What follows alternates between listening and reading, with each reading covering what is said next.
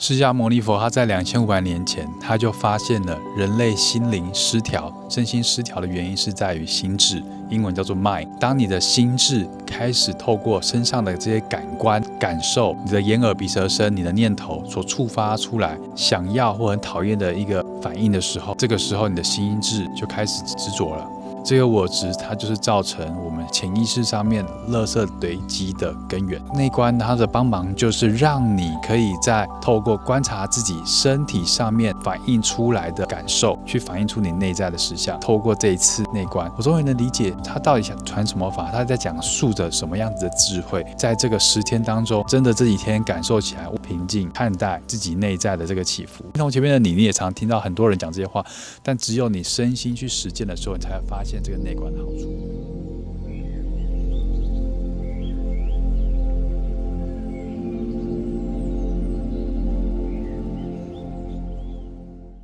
刚刚的影片是内观课程10天结束后的记录。在这部影片，我跟你分享我参加完内观之后，我的观点是什么？谁适合参加内观？参加完内观之后，我的身心的变化，到底什么是内观？其实内观，我听到一句话，我非常的有感，就是生活的艺术。它教导我们如何透过理解自己的身心交互，进而达到内在和谐的状态。所以其实大家会发现，现在的社会，每个人越来越焦虑，越来越忙，我发现时间越来越不够。其实我们的心是被所有的事情占据。内观就是从身体的角度来观察自己，我们来学习如何让我们的身跟心和谐的相处。所以这就是佛陀教导我们的生活的艺术。而佛陀他在2500年前，他再度发现了这个失传的内观法，透过如实的观察自己的内心世界，看到自己内心念头的升起跟灭去，你会发现很多的反应都是不由自主的由潜意识来控制。佛陀很早就发现了很多人类的心智失调，其实是潜意识上面堆积了太多的垃圾。我们要谢谢佛陀老师，还有传承这个内观方法一脉相承，从缅甸回传到印度，再回传到整个世界的这些老师志工们，因为有大家的努力，让内观方法得以重现世人面前。那内观到底有什么好处？我认为内观对我最大的贡献就是清理内在的垃圾。其实我们的潜意识，大家只要试着在家里什么事都不做，安静的待着，你会发现内在的有很多垃圾，它会开始升起，一直升起。这就是我们潜意识所堆叠的这些垃圾。在内观10天的过程当中，你必须要面对这些垃圾。我们在清理房子的时候，你必须要把垃圾拿出来，是不是有一段过渡期，不是很好受？在现在这个忙碌的社会，我们其实很少有10天，每天超过10个小时的静坐冥想。所以其实你的专注力会大幅的提升，因为所有的外物都被遮蔽掉了。这也是现代人最缺乏的。在这个注意力碎片化的时代，你的专注力其实是最宝贵的资源，而你都把这些专注力怎样留给了外面的人。所以我的专注力在内观10天之后是变得非常有感。我认为内观还有一个好处是可以重新认识自己。我会发现我以前压抑的情绪、想法、念头跟回忆，那些惨不忍睹的事情，他们都会浮现出来。这过程的确不是很好受。人的身体真的很奇妙，它会自动的把这些念头浮现出来，让你去释放掉。透过这些念头的升起，我会认识我自己。原来我曾经经历过这些事情，原来我认为我的坚强，只是我把这些感受跟情绪压抑下来。再来，我认为内观的优点就是清晰。其实在现在社会当中，大家不缺乏工具，缺乏的是一个判断力。那如何我们要去判断我现在该做哪件事情？其实对自己的人生要有一个清晰度。那如果你身上穿了很多衣服，你会不知道你的热是来自于天气的变化，还是来自于你穿太多衣服造成。所以这个清晰呢，透过内观刚刚讲的不断的进化，你能做出对你最有利的选择。如果你是想要锻炼意志力，非常推荐你来内观，每天超过10个小时的静坐，你的腿、你的关节会疼痛到不行。但是老师在要求你也许1个小时的坚决静坐的时候，你必须要完成这个静坐的考验，所以你的意志力会在这过程当中锻炼起来。这跟我们平常爬山运动的感觉是完全不同，因为内观并不是跟疲劳相处，内观是在跟你的疼痛相处。怕痛的人，像我就很怕痛，我也很怕打针，来内观锻炼意志力，绝对是对你的心智上面非常的有帮助。还有很重要的一个好处就是连结人脉，跟你一样有决心追寻自己内在的平静的人，你们会拥有相同的振动品质。所以当这一群人聚集在一起的时候，虽然10天你们不能讲话，可是你会发现在最后一天的时候，大家会忍不住去交朋友，因为这些人是有革命情感。我就忍不住跟我的室友开始在第10天可以讲话的时候，我去连接他，才知道说原来每个人真的都身怀绝技，每个人在追寻真理，在认识自己，甚至清理自己的过程当中，大家都有精彩的故事。我很感谢这次透过内观，我结交到了外国的朋友，也结交到很棒的台湾的朋友。那下一个问题就是谁适合参加内观？当你现在人生可能在交叉路口，或者是你不了解你自己的时候，内观绝对是一个很棒的方式。如果你可以在家里静坐没关系，如果你静不下来，你可以来这10天，你好好的跟自己相处，你会发现你的迷茫在每天静坐当中一点一点的减少。很多时候你的迷茫是来自于你的信念对抗，你很想要有轻松的人生，可是你又不想要放下目前以前的工作，诸如此类的原因。有一句话叫做外求一物是一物，内求一心是全部。你可以从物质的追寻当中脱离出来，但你又不想要去深山野林修行的时候，内观10天是一个非常好的长度。如果你是想要将自己的心静下来，你只想看一下当心静下来的时候你会发生什么事情，这10天绝对值得你投资。内观10天的静心不能讲话，我们叫做神圣的寂寞 Sacred Silence， 你只能跟你自己的潜意识相处的时候，这个心它就像一面镜子，它会越擦越亮。你看着镜子，你会发现哦，原来这就是我的本来面目。那当然，如果你本身在灵性成长道路上有所追寻，那内观它并不是一个宗教，所以你不用担心。你可以来体验一下佛陀他最原始的教导，他不会要你唱诵，他不会要你念经，他就是如实的教你观察自己的呼吸，观察自己内在身心的交互。下一个问题是内观需要多少费用？内观它是完全不需要任何金钱，它是透过捐赠的方式，在你第10天体验完之后，你可以选择你要不要捐款。那内观它需要准备什么？内观最重要的事情是要练习盘坐。我当初虽然有练了1个月的盘坐，但我没有连续盘坐超过1个小时。当我开始参加内观课程的时候，我非常痛苦，因为我的腿整个麻掉，然后有我的关节因为盘坐的关系非常疼痛。所以第一个就是一定要练习盘坐，最好可以练习盘坐半个小时。如果可以的话，练习盘坐到1个小时，找到自己盘坐最舒服的方式，我觉得很重要。要去检查自己身体上有没有受伤。如果你有坐骨神经痛，如果你有脊椎侧弯，如果你有任何膝盖啊、脚踝啊、大腿拉伤等等，一定要在内观之前先去看医生，把它看好。因为当你开始内观的时候，就没有回头路。想象一下，连续10天每天盘坐超过10个小时，你的身体一定会承担非常巨大的感受。那第3个呢，就是说自己可以带自己的枕头。像我就是很挑枕头的人，那我也很容易过敏，我很在乎的是带一个自己喜欢的枕头。那当然内观中心有附床单，有附棉被，所以我就不会带。如果你是怕冷的人，你可以带睡袋。如果夏天去，如果会怕热，我建议可以穿那个排汗衫，因为在静坐地方虽然有冷气，但那个冷气的强度它不会太强。或怕冷可以带薄外套，怕热的可以带一下汗衫穿着。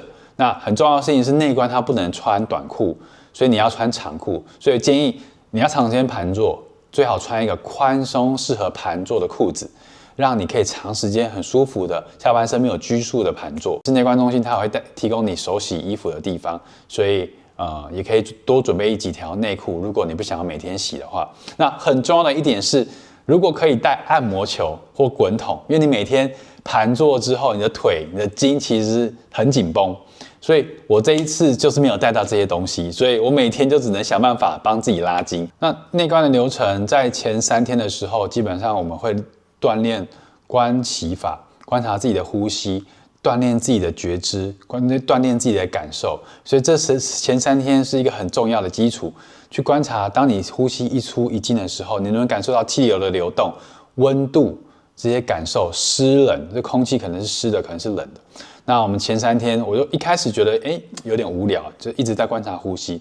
但我后来知道为什么，因为从第4天开始就开始做坚决静坐，也就是连续要1个小时，1天3次，你都不能动。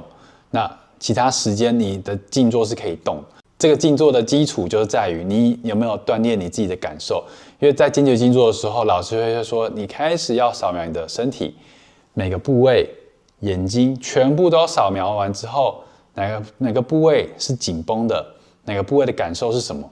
你有办法吗？说出来吗？像我就发现我背部的感受度是非常差的。还有每一天晚上大概都会有1个小时到2个小时的葛印凯老师的开示，我很期待就是每天晚上他会把佛陀教导佛陀的这些人生哲学，所谓的佛法，融入在它的开市里面。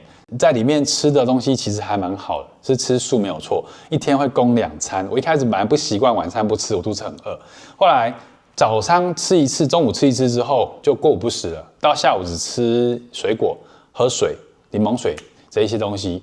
我发现身体变得很轻盈，那我也有变瘦，我大概瘦了1到2公斤。所以来内观其实吃得很干净。那你吃的这些东西，我发现你也在净化你自己的身体。听说内观的食谱都是精心设计的，所以他们的素菜都很好吃，而且他们都有搭配，都会有蛋白质，都会有纤维，都会有淀粉，所以你不会营养不良。那关于内观的住宿呢，我只能回答男生的部分。我们在嘉义的内观临时中心是一个房间3个男生，也不会太挤。其实它都是干净的单人床。我很开心的是，法工他们都会把被单、床单都清洗干净，所以你只需要带好你的枕头去。那如果怕冷的人可以自己带睡袋，所以房间的部分也很干净。洗澡的部分呢，它也是有1人1间，就像是如果你当过兵的话，很像当兵的那种感觉。这边虽然简单，该有的都有。那关于内观如何报名呢？它其实是线上报名，我会放在描述栏。内观它其实非常的热门，目前男生据我所知，新生他只能参加嘉义的场次，那女生的话，她可以参加高雄六龟的场次，她也可以参加我记得是台中新社那边有一个新的内观中心，很漂亮，听说已经快盖好了。所以报名内观，我建议都提早2、3个月以上先去规划。我现在要前往嘉义的内观中心，那这次是根据内在的指引。我觉得我的灵魂需要一个非常深度的自我对话，那这个也的确需要一些勇气，因为10天不用手机，10天只能跟自己相处。从以前到现在，我一直都没有这个机会做这件事情。录给自己也录给未来的我，永远要信任这个过程。Hello， 大家好，我现在在高铁站，今天只想用一个比较轻松愉悦的心情，跟大家分享我现在要去内观的心情。因为我人生其实一直都在匆匆忙忙，我很久没有好好的静下来。透过内观这件事情，我承认它需要勇气，因为内观中心规定10天都不能用手机嘛，要跟网络世界断开，所以我非常的好奇我的身心到底会有怎么样的改变。那有听过身边很多人去完内观之后，他们的觉知力变得更大、更强，跟自己内在连接更深。那对于像我这种停不下来、一直忙碌的人来讲，内观就是个很好做身心排毒的过程。我也从来没有过午不食过，我也没有从来一天就是做内观冥想超过8个小时。所以祝福我，也谢谢在观看的你们。好，那我现在来分享我内观的前3天我自己的感受。其实前3天呢，我觉得最好玩的就是观察我们自己的呼吸，然后聚焦我们的感受。所以前3天我觉得挑战并不是很大，在盘坐的时候也没有要求你不能动。所以我觉得前3天最大挑战是跟自己的念头相处。我在这30几岁经历过的这些点点滴滴，这些人事物，我在这前3天全部都涌现出来，跟谁吵过架，发生什么样子的误会，然后怎么和解，然后很多东西我放不下。很有趣的是，老师就教导我们观察自己的呼吸，让念头出来，但是不要去评判你的念头啊，我怎么又在想这些负面的事情，而是如实的去观察自己的念头，让这些垃圾一点一点的出来。那我是很享受这个过程，因为这就是在净化。我很理解身体它会自己排毒，心灵也会自己排毒。我的心灵累积了太多垃圾的时候，这3天透过观察呼吸，这些垃圾就跑出来。那到了第4天呢，我的身体的这些旧伤就开始浮现出来。我以前打篮球的旧伤啊，我肩膀开刀的这个伤啊，脚踝也在痛，所以第4天就开始浮现旧伤出来，就开始要做坚决静坐，也就是连续1个小时盘坐，你都不能动，你只能把手放着固定。那这个就开始1个小时不动跟半个小时不动其实差异很大，因为我的身体在1个小时不动的时候，哇，我以前的旧伤全部都跑出来。以前打篮球扭伤的脚，我姿势不良，我翘二郎腿，我的坐骨神经痛，我的脊椎侧弯的痛，哇，这些痛在坚决静坐后全部都浮现出来。我最想要做的就是远离痛苦，可是怎么在第4天的时候，这些痛苦全部都涌上来？这种感觉很难形容，它并不是那一种很强烈的冲击，它就是一点一点的让你的神经感觉到酸越来越酸，然后越来越痛，然后这个痛呢，随着每分钟它都会增加。那从30分钟之后，40分钟，开始有点越来越痛了。然后到50分钟，哇，好痛哦！我觉得我再撑不了，我已经撑不了1个小时。然后到最后55分钟，我想说怎么还没有结束，怎么还没有开始敲钟？我都觉得已经超过1个小时。然后到敲钟，我终于可以动的时候，我就觉得说天哪，现在才第4天呢，我还有6天要去做这些一样的事情。你要看到第4天开始，我说放风，每个人可以出去自由活动，在操场自由活动的时候，每个人都不是在拉筋、扭背，就是在那边扭来扭去，所以很好玩。就是不是只有我会发现，其实很多人他都有这些你所谓的旧伤。那在佛陀的教导里面，你的身跟心是互相连在一起的，所以你身体上的这个旧伤也牵引到你心理上面的伤。当你放不下心里面的伤的时候，它会固化在身体上，变成一个疼痛。所以我觉得这也很有趣。那到了第5天，我开始 hold 不住之后，我放风的时候，我会跑去找外面的大树。有一棵树，我跟他感情非常好。每天晚上我们都有跟一卡老师的开示，老师都会教一些生命的哲理啊。然后我就会问树说：“那这个心智是什么意思？”然后我就会跟树对话，我就摸着树。那其实也不管这么多了，因为其实大家在操场，大家其实在户外都在拉自己的筋，没有人在管别人，因为你也不能跟别人讲话，所以我都会跟这个树对话。那这个树它也给我很大的 feedback， 给我很大的勇气。他说我都在这边这么久了，然后你看我曾经也被人家切割过，但我屹立不了，这就是意志力的展现。你既然增加了这10天，你就好好的把它体验完吧。所以说树给我很大的勇气，感谢树。那到了第2天，大家一定会认为说你是不是每天都有进步？其实错。我到了第6天之后，我发现我好像那个耐受度越来越低了。到第6天的时候，我觉得这个疼痛是累积的。到第6天，我的筋变得更硬，所以我在盘坐的时候变得更痛。然后我一下换左脚盘，左脚盘就是坐骨神经会痛。然后一下泡右脚盘，右脚的话脚扭到的脚也会痛。所以我就不断的每一次坚决静坐的时候，真的都是用了很大勇气。我看到有老外还绑了像必胜的这个头巾，走进那个进修室，我就觉得说真的是要有决心。那一关进去的时候，我的第6天是撑过来的。因为其实第6天每天长时间的静坐，我那个时候我又要把自己，我觉得就是有点姿势不良吧，又要把自己撑得很直，所以其实我身体是很僵硬、很累的，所以我又疲倦，我又疼痛。那第6天呢？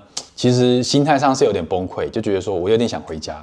第6天是我比较低潮的时候，因为我没有看到我的进步，我反而我觉得我身体越来越痛。我说奇怪，我觉得看其他的同学好像他们越来越厉害，可以做得越来越久，可是我怎么连1个小时我都要用筋的才撑得过去？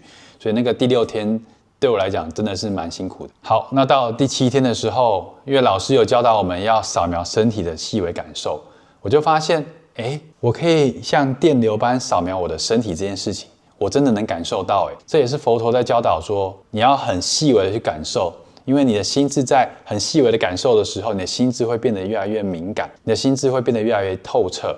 所以我在练习的时候，到第7天我看到自己的进步，我非常的开心。但也是因为我身体的感受变敏感，我在第7天的时候，我感觉到有蚂蚁在爬我的身体，我不知道是真的还是假的，因为其实坚决静坐的时候不能睁开眼睛，我就感觉到好多蚂蚁在爬，我觉得很烦，我很想要处理，可是在这10天我们要守戒律，我们不能杀生，所以我就让蚂蚁爬我的脸，爬我的肩膀，爬我的身体，我感觉蚂蚁还爬到我衣服里面去，超级烦的。那到了第8天，我就发现我有很大的进步。我之前在前几天的时候，我连1个小时我都用盯的，我坚决静坐的前50分钟都还好，都没有特别大的痛苦。直到了第50分钟以后，我才发现我身体开始疼痛。我就发现，我真的有进步。然后这个盘坐的疼痛呢，也随着每一天的练习，每天很坚决的练习之后，它有越来越小，越来越小，越来越小，所以我非常开心。那在第8天的时候，我就是有在观想的时候，观想到在太空船上面，我有看到我决定要来地球的这画面。那我也不去解读是什么意思，因为就让这个念头，让这个画面出来。所以第8天的时候，我觉得算蛮顺利的，心态上已经没有像第6天的时候那么想放弃。我很明显看到自己的心态已经比较稳定，自己的感官没有这么的冲击，自己的心开始定下来。所以其实你看10天的内观，并不是说你可能前5天你就看到马上的进步，而是我是到了第8天之后，我才看到我的进步。但好景不长，到第9天之后，我的髋关节就开始痛。我也不知道为什么，我在第9天的时候，我开始坚决静坐，我的这个髋关节连接到坐骨神经的地方就开始有点不舒服。那我就觉得说没关系，再撑1天，第10天就可以走了。我以为第10天就可以走，其实不是，是第10天结束之后，第11天才可以离开。所以那个时候我就天哪，原来就是神圣的寂寞只会到第9天，第10天就会结束了嘛，只剩最后1天可以用功。你会觉得说啊，很珍贵，因为其实前面每一天都真的度日如年。可是到了第9天，你会觉得有点舍不得，因为你会发现你的身体已经开始变得很敏感，然后这个平静感油然而生。第9天就很认真的用功。当我们这个痛苦的感觉或舒服的感觉从身体里面油然而生的时候，你不去抓取这个感受，你就是很平等的去看待每一个感受。我的平等心大概也是在第8天、第9天的时候才非常有感觉，就是我不再去抓取，所以我的平等心大概是在第9天的时候有升华到一个境界，就是我对于痛这件事情我不去逃避，我对于让自己很舒服这件事情我也不去贪求，我就是一个上帝的视角在看待我自己的身体，看他怎么跟我的心交互，看他怎么跟我的心交互，很平等的去对待自己身体每一个部位的感受。那第10天的感觉就很明显，当早上的静坐结束之后，就可以开始讲话。哇，那个话声音一出来的时候，你就知道这整个空间的氛围都不太一样。你有点回到这个人世间，你的室友啊，你身边吃饭的这些朋友，你就开始认识到你跟你连续10天坐在你旁边吃饭的人，然后可能连续10天睡在你旁边的这个室友，就是很不可思议。你在观察这个人10天之后，你再跟他讲话，其实你已经了解他一半了，你也能感觉到他的进步。那大家其实就惺惺相惜，在这么珍贵的时间能够一起同修。老外他在一开始之前他还跟我们说，在结束的时候你们一起来披萨店，我招待你们吃披萨。可是他到了第6天的时候，他就突然不见了。所以我就觉得说啊，这个人呢来来去去，这个缘分就是这样，就是能够结束10天还在的这些学员，就好好的珍惜，好好的连接他们。那到了第11天早上吃完早餐之后，大家就差不多要走。走之前我们会有这个大扫除，然后我们大家就开始留一些联络方式。也遇到了我的室友是物理治疗师，所以我很感谢，就是他们那个时候看到我身体长时间静坐这个姿势不良，然后帮助我，可以给我一些适当建议怎么做复健。那我在第11天的时候也采访了一些学员，他们自己的心得。以上呢就是我对于内观的感想，跟这10天我身心的变化的一个真实的记录。那喜欢的影片记得按赞并订阅我的频道。其实我们人生很少这个机会，可以把自己投身在一个完全与世隔绝的环境，又不能讲话的环境当中，10天的时间，就像是放一个心灵的长假一样，它就像是一个心灵手术。这10天，你看着自己身心进化，看着自己的心越来越透彻，也许你想要的这个答案会在这10天的内观当中呈现出来哟。最后，我觉得自己很幸运生在台湾这个灵性之岛。